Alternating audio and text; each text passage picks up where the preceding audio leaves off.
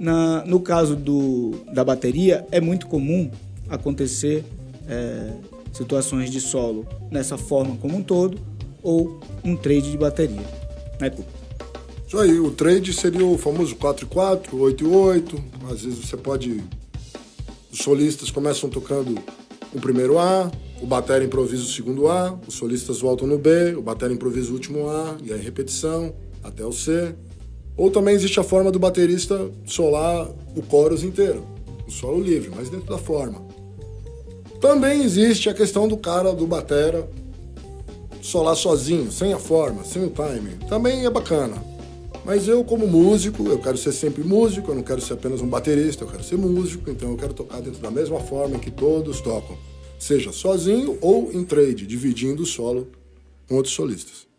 Então é o seguinte, galera, a gente vai demonstrar um pouquinho dessa história do solo de batera, tá? No trade, na questão do 4-4, 4 compassos de solista principal, 4 compassos solo de batera. No caso, usualmente, quando o solista está tocando, ele está improvisando também. Aqui, agora, a demonstração vai ser em cima do tema. Eles vão tocar o tema e eu vou improvisar os 4 compassos e a gente volta sempre pro tema improvisando para vocês terem uma ideia de como funciona essa questão do solo trade, ok?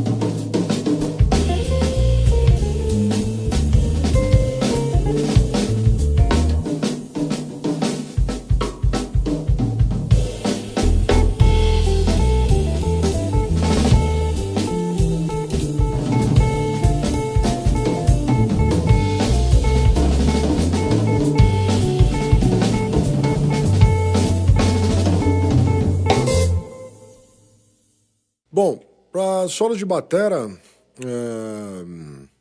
independente do trade ou do livre, vocabulário de batera, para mim, muito vem dos rudimentos. Estudar rudimentos de bateria. Isso já foi mapeado pelos americanos, você vai encontrar isso em vários métodos, stick control, accent rebounds, gene shaping, Gary Chester, enfim, métodos e métodos sobre exercícios e rudimentos. A fonte do vocabulário da bateria está aí, mas, obviamente, quando a gente vai tocar, a gente não fica tocando só rudimentos para não ter cara de estudo, para ficar com a cara de estudo. Não é isso, a gente usa os rudimentos como ferramenta. E partindo do princípio também do que o Marcelo falou, é importante para o batera ter a sua referência. Qual é a sua fonte, entendeu? Dentro do estilo, principalmente. Falando de algumas referências rapidamente, assim, dentro do mundo do jazz, referências que, na minha opinião, não podem faltar. Art Blakey, Elvin Jones, Tony Williams, Jack DeJohnette, Philly Joe Jones. Esses nomes são nomes que estão sempre presentes dentro do mundo da batera. As principais gravações de jazz, claro que existem muitos outros, mas esses aqui são realmente pontos fundamentais da referência de play, de bateria jazz, ok? Voltando ao papo do rudimento aqui, é importante também, não adianta a gente só estudar na bateria as mãos, só os rudimentos com mãos. Eu vejo muitos bateras tocando rudimentos rápidos, na borrachinha, só na caixa, maravilhoso. A partir do momento que a gente liga um metrônomo e tem que fazer música, parece que todos esses rudimentos somem da cabeça e tudo fica tagadagatugu, dugudu. Então, para mim, também é uma questão de um conjunto, não é só mão. Bateria é um instrumento que é feito de membros inferiores e superiores. É importante tocar os pés junto com as mãos, tocar os pés separado das mãos, tocar o ritmo da música só com os pés e se desenvolver com as mãos. Importante isso, principalmente no quesito improvisação, diferente de função de ritmo. Quando você tem a função de ritmo, tá tudo bem já delineado na sua cabeça o que cada membro faz. No solo, não. É um momento de criação. Juntamente com todo esse desafio técnico da bateria, você tem que criar algo musical dentro da música, melódico dentro da forma. Enfim, é isso que traz a interação e a possibilidade de se fazer música em conjunto, tá? Um pequeno exemplo disso que eu tô falando. O que seria? Single stroke, ou 1 e 1, direita e esquerda. Subdividir, tocar divisões, subdividir os tempos dentro de uma divisão feita com os pés. Vou tocar single strokes em semicolcheias, em tercinas atrás dessa semicolcheia, em sextinas à frente dessa semicolcheia e depois mais à frente fusas. Tá brincando com essas subdivisões só com 1 e 1, você já começa a ter vocabulário para poder improvisar. Tá? Uma pequena demonstração.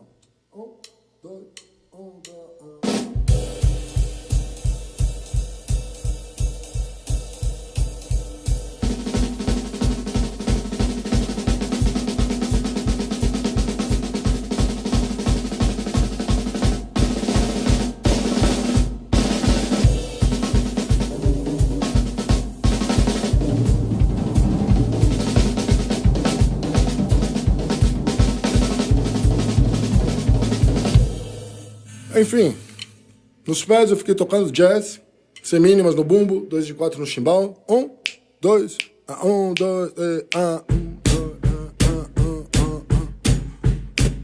1. A partir disso a gente desenvolve semicolcheias, 1 e 1, direita e esquerda.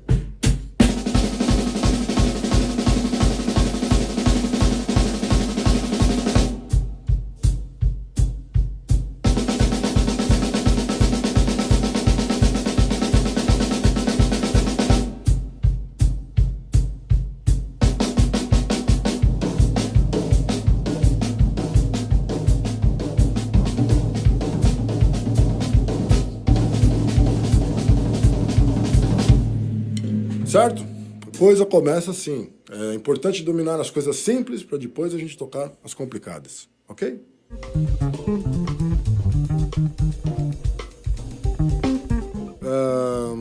Na verdade, bateria é um instrumento de sons indefinidos. Então, não existe uma regra em que você tem um instrumento com uma sonoridade de jazz ou de rock, assim, você tenha que tocar jazz com uma bateria de jazz ou tocar rock com uma bateria de rock. Na minha cabeça não funciona assim. Até porque hoje eu não estou com setup de jazz. Hoje é um setup, vamos dizer, um setup bem exclusivo, um setup do meu amigo Paulinho Fonseca, aliás, que eu agradeço aqui por ter cedido esse maravilhoso instrumento para eu tocar aqui. Esse instrumento está com peles duplas, no caso aqui, peles Onyx da Evans. Evans, que para mim é a melhor pele no mercado, uso há muitos anos, enfim. Aqui temos Onyx peles duplas, ou seja, é um som completamente profundo, né? Talvez algumas facções diriam que essa é uma pele para se tocar rock ou funk, enfim. Eu tô tocando jazz com ela aqui, tô me sentindo muito bem.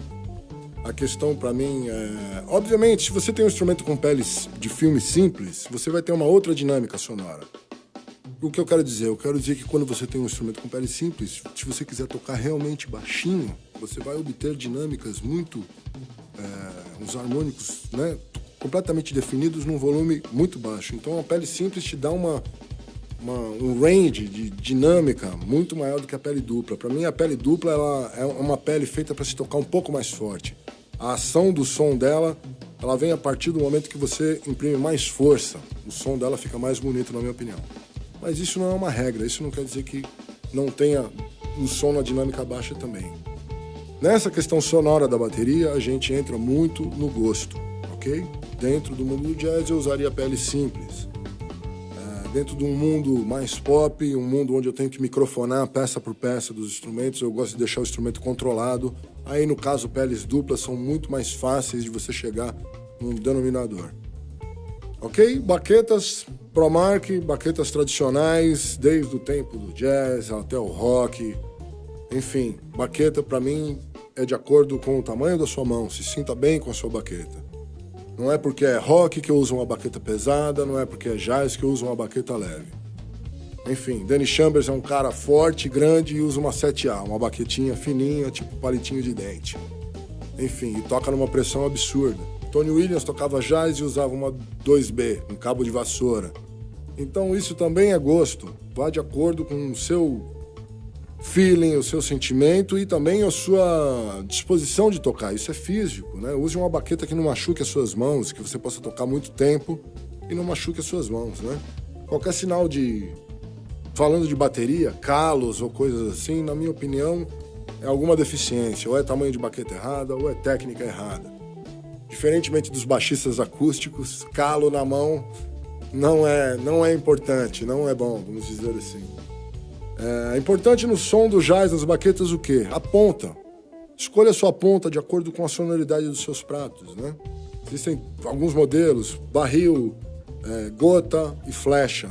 Essas 3 pontas vão te dar sonoridades completamente diferentes. E aí você pode ter algo que te agrade mais, até para certas dinâmicas, altas ou baixas. Ok? O ponto importante da sonoridade do jazz, o que seria? Os pratos. Jazz, para mim, o prato, como ele é tocado sempre, tem que ser uma sonoridade de prato agradável. E para mim, essa sonoridade de prato agradável são os pratos mais moles, os pratos dark. Atualmente, o conceito mudou muito. Antigamente, a gente tinha um prato de condução, um prato de ataque. Hoje em dia, a coisa, ao meu ver, nivelou tudo meio que por igual. Todo mundo é condução e todo mundo é ataque. Os pratos geralmente são grandes, são moles. Eu conduzo em todos eles e ataco em todos. É uma tendência, vamos dizer assim. Para mim, os pratos são a maior diferenciação dentro do mundo do jazz. Ok?